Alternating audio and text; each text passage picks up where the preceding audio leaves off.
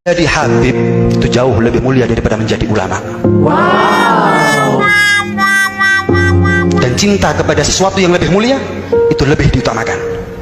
Anda cinta ulama, bagus. Tapi kalau benci Habib, percuma. Kowe pancen asu kabeh.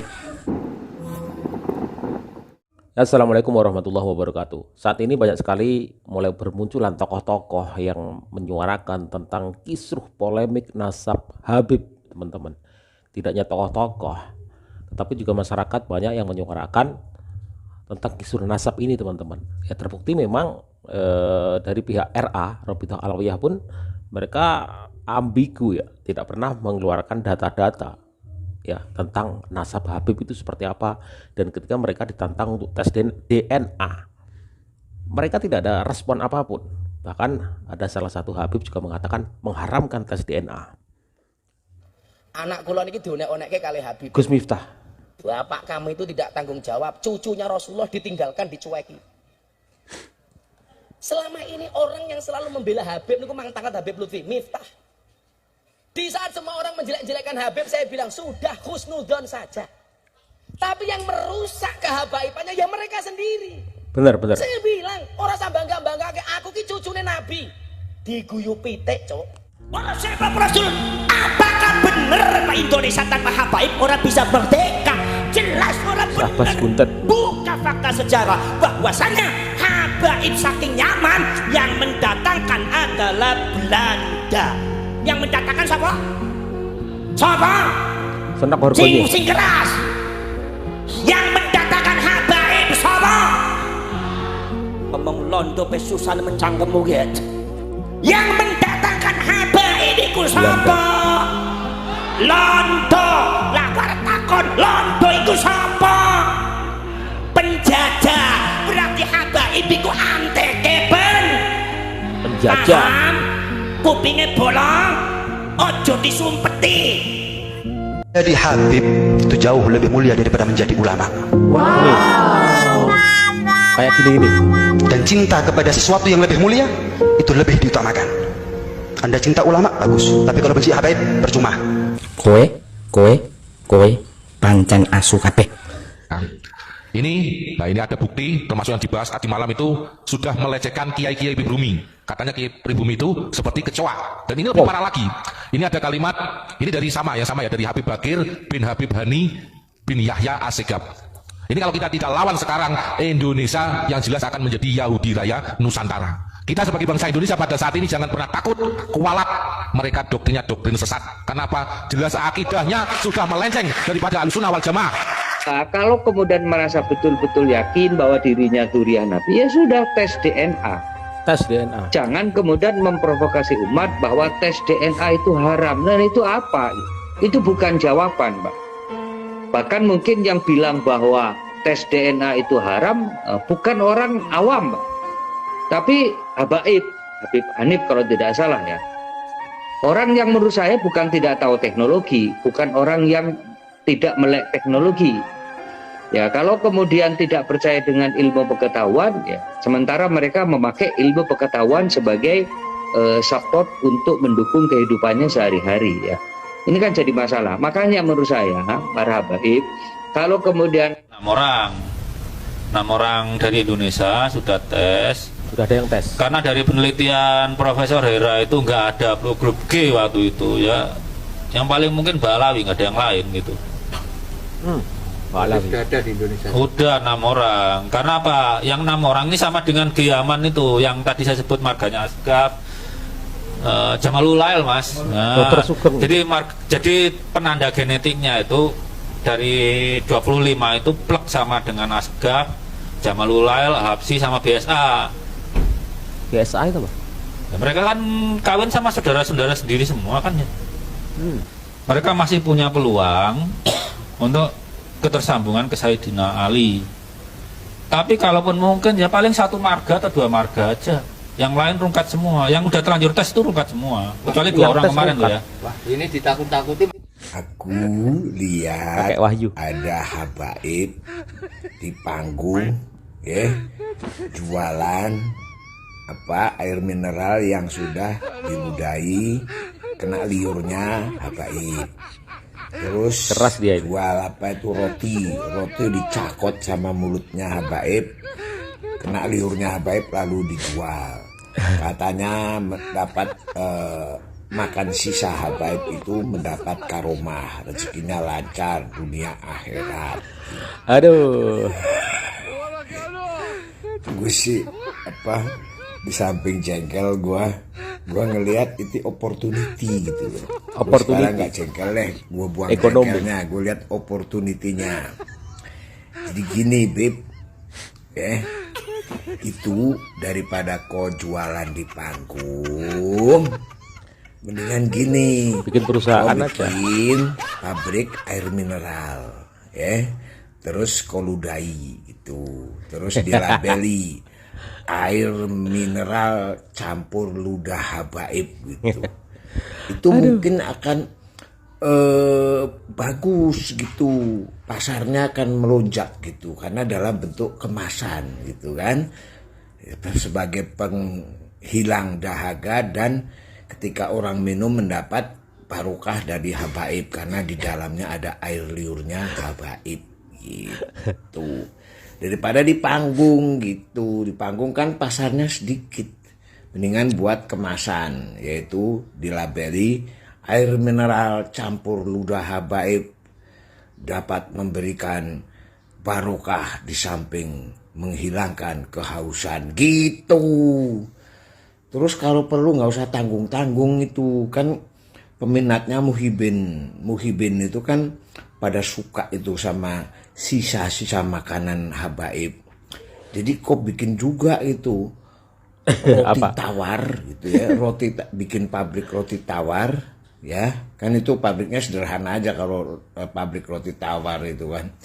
Pabrik roti tawar dicampur dengan kopet habaib gitu. Diolesi dengan kopet habaib gitu. Jadi diolesi mentega, diolesi kopetmu gitu.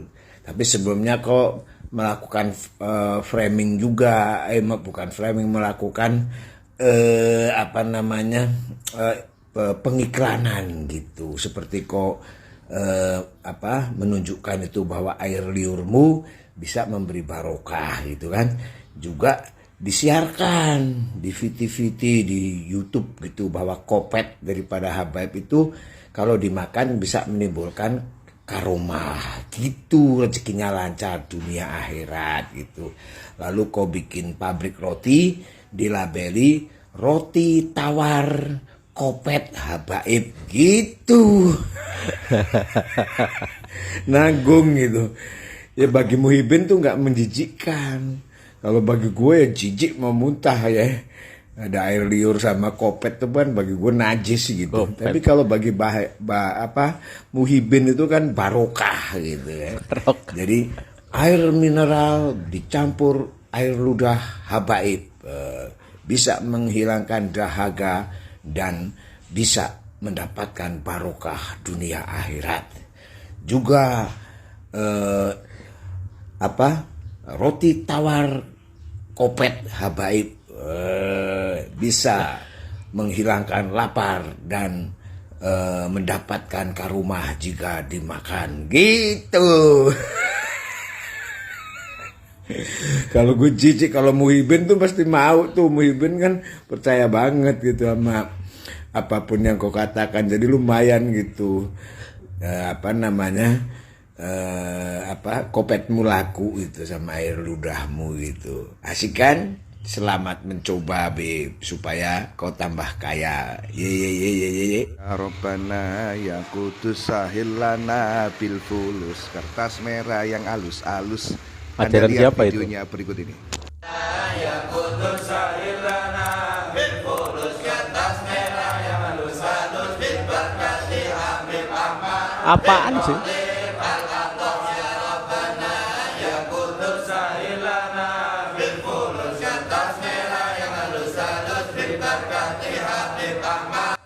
Kelas dunia langsung ke the point. Apaan? Fulus kertas merah yang alus-alus, kreatif, memang sangat kreatif. Dan itu ajaran dari, Anda bisa lihat segini, di situ adalah imigran-imigran Yaman dengan para mukibinnya, ya. Ya memang iya, tapi ada pepatah begini, ngono ya ngono ning ojo ngono, ngono ya ngono ning ojo ngono, gitu ya. Saya tidak menyalahkan, tidak, tapi parah prinsipnya itu adalah ngono ya ngono ning ojo ngono. Mosok sih kan gitu. Oke. Kalau video ini lewat beranda Anda, silahkan di follow. Semoga saja bermanfaat baginya dengan semuanya. Terima kasih. Kemudian mereka mengaku Datuk dia bahwa dengan hadirnya Datuk dia ke Indonesia, Indonesia ini makmur. Kan tidak seimbang itu. Kenapa Datuk dia tidak menurunkan karomah dia itu ke tanah Yemen? Jangan hanya sibuk menurunkan susu, mungkin susu bidadari ya, mencet. Turunkan hujan saja. Tidak usah susu, tidak usah kopi diturunin ya. Itu kalau ada air putih nanti gampang itu.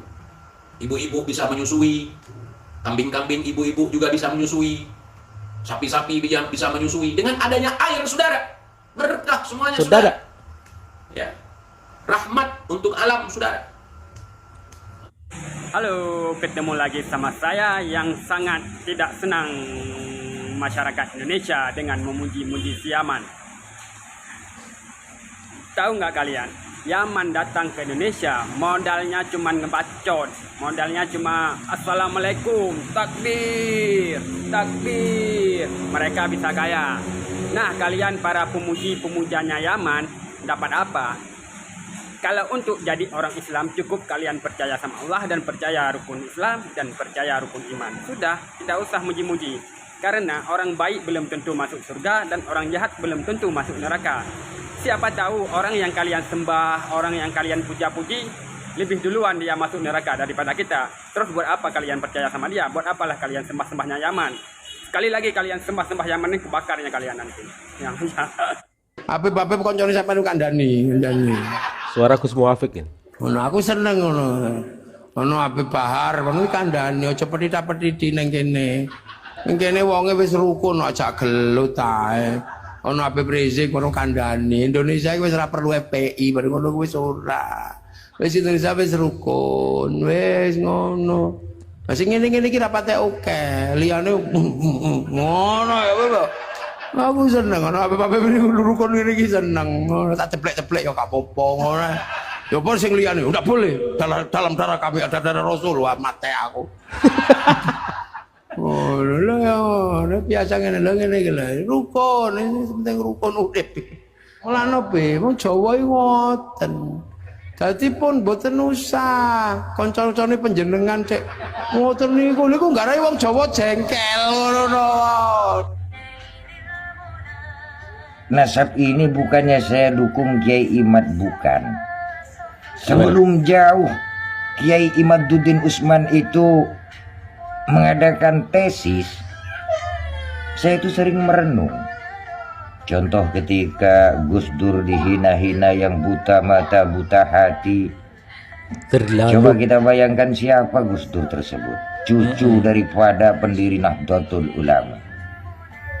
Terus ada lagi yang mengatakan Gus Yakut Dajjal, iblis, presidennya Dajjal. Ya Allah, mau dibawa kemana akhlak kita?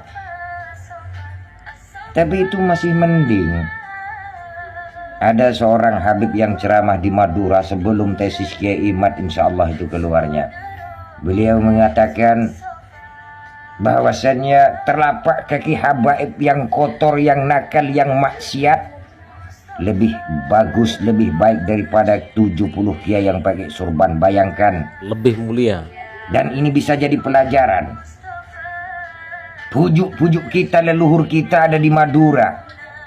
Pencetus Nahdlatul Ulama Syekhona Hulil ada di Madura.